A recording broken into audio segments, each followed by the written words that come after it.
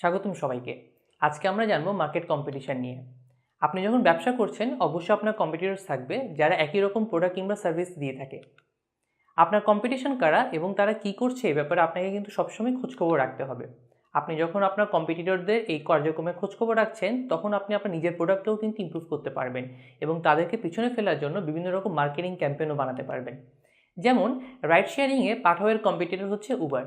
Uber যখন গাড়ি sharing শুরু করলো বাংলাদেশে, পাঠাও সেটা ফলো করলো। আবার পাঠাওকে দেখে উবারও কিন্তু বাইক শেয়ারিং চালু করলো। আপনি যদি কম্পিটিটরদের খোঁজ রাখেন তাহলে তাদের অ্যাক্টিভিটির সাথে যথাযথভাবে আপনি রেসপন্স করতে পারবেন। তো আপনার প্রথম কাজ হচ্ছে আপনার কম্পিটিটরদের খুঁজে বের করা। আপনার কম্পিটিটর কারা এবং তারা কেমন কম্পিটিটর এটা কিন্তু আপনাকে বুঝতে হবে। তাহলে জানা যাক কম্পিটিটর কেমন হতে পারে। ডিরেক্ট কম্পিটিটর হলো তারা যারা আপনার প্রোডাক্টের মতো একই প্রোডাক্ট অফার করছে কাস্টমারকে। আমরা যদি খাবারের দিক থেকে চিন্তা করি, চিলক্স আর টেক আউট একে অপরের ডিরেক্ট কম্পিটিটর। এখানে দুটো ব্র্যান্ডই কিন্তু বার্গার অফার করছে কাস্টমারকে। আবার যেমন লাইফ বয়, ডেটল বা স্যাভলন সাবান, কোনোটি ইউনিলিভারের কোনোটি এসিআইয়ের, সবাই কিন্তু জার্ম প্রোটেকশন দেয়। এরা একে অন্যের ডিরেক্ট কম্পিটিটর। আবার রুটি বানাতে আমরা আটা ব্যবহার করি। বিভিন্ন ব্র্যান্ডের আটাও আছে বাজারে, যেমন তীর, ফ্রেশ, বসুন্ধরা, এসিআই, ইফাত ইত্যাদি। কিন্তু কেউ চাইলে ফ্রোজেন আটা রুটি কিনতে পারে, যেগুলো কাজী ফার্মস অথবা গোল্ডেন হারভেস্ট হচ্ছে অফার করে।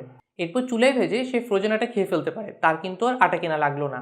এখানে এই ফ্রোজেন ফ্রুট তাই প্যাকেট আটার ইনডিরেক্ট কম্পিটিটর। এছাড়া কোনো সার্ভিসের লোকাল কম্পিটিটর থাকেই, সাথে গ্লোবাল কম্পিটিটর থাকতে পারে। যেমন স্পোর্টস নিউজ রিডারের জন্য আমাদের প্যাভিলিয়নকে কম্পিট করতে হয় ক্রিকইনফো, ক্রিকবাজ, ইএসপিএন, স্কাই এসব গ্লোবাল ওয়েবসাইটের সাথে। এখন আপনার নিজের কম্পিটিটরদের সাথে আপনাকে তুলনা করতে হবে, তাদের মার্কেট অফারিং আর আপনার মধ্যে পার্থক্য বুঝতে হবে। তারা কোথায় কোথায় অ্যাডভান্টেজ পাচ্ছে এবং কেন পাচ্ছে সেই কারণগুলো খুঁজে বের করতে হবে।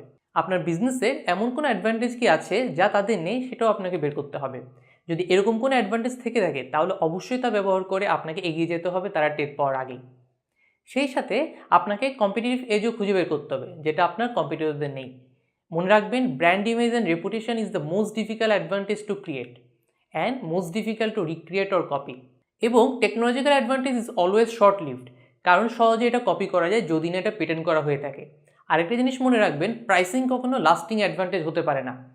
এভাবে মার্কেটে আপনার ডিরেক্ট বা ইনডিরেক্ট কম্পিটিটর কারা সেটা সঠিকভাবে খুঁজে নিয়ে আপনার স্ট্র্যাটেজি বা কম্পিটিটিভ এজ বের করতে হবে। Happy learning.